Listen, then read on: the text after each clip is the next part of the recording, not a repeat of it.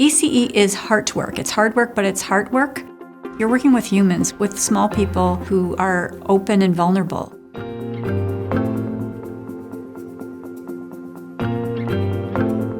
For students enrolling in early childhood education, I would tell them to be patient, have a lot of patience, also be observant and communicate, because the field is just very dynamic and you'll have to share knowledge as well as gain knowledge. So it takes time and it's a path.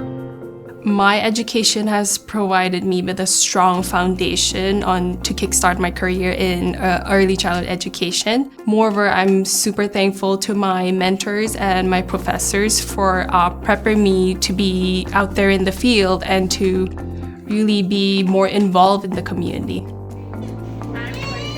So early childhood educators are learning through different approaches. The first approach is learning in class. They are learning about child development. They're learning about curriculum and pedagogy and different practices and philosophy that inform the way how ECEs will be working in the future with families and children. And they are also learning through field practicum when they are learning how to apply this knowledge or the new knowledge in practice. Education and professional experience go hand in hand. With my education, I was introduced to different terminology and observational skills, things that I couldn't acquire with just the professional experience. Following my post-secondary education, I started working as an early childhood assistant, part-time, then full-time, worked my way up. So I became a registered ECE. My hopes are to one day be able to not just teach others, but to take on mentees, to take on volunteers, and to train other educators so that they can continue to further their skills as well. Mentoring in ECE is essential. I don't know where I'd be today without some of my formative mentors, and I still have mentors that I look to today for support.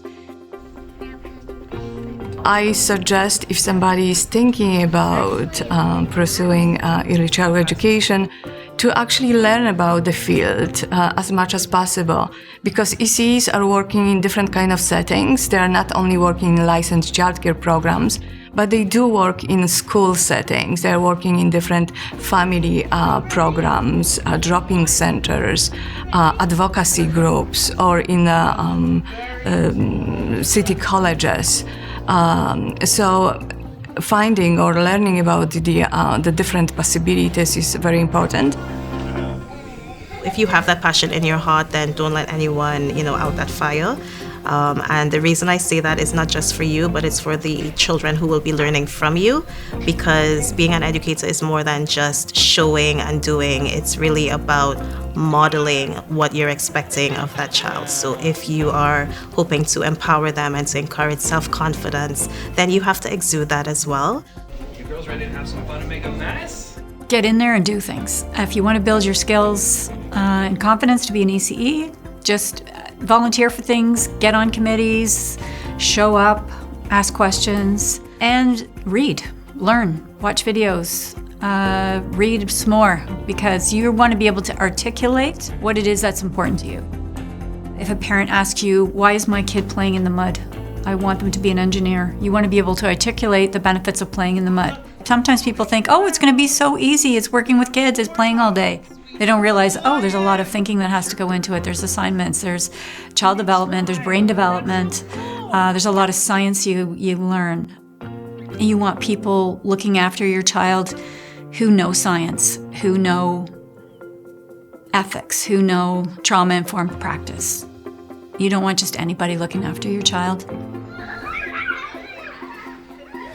So if we agree that early childhood education is about laying the foundations for children's future life, the ultimate goal will be to create conditions for every child to develop skills, knowledge, and dispositions needed to become an active citizen of their societies.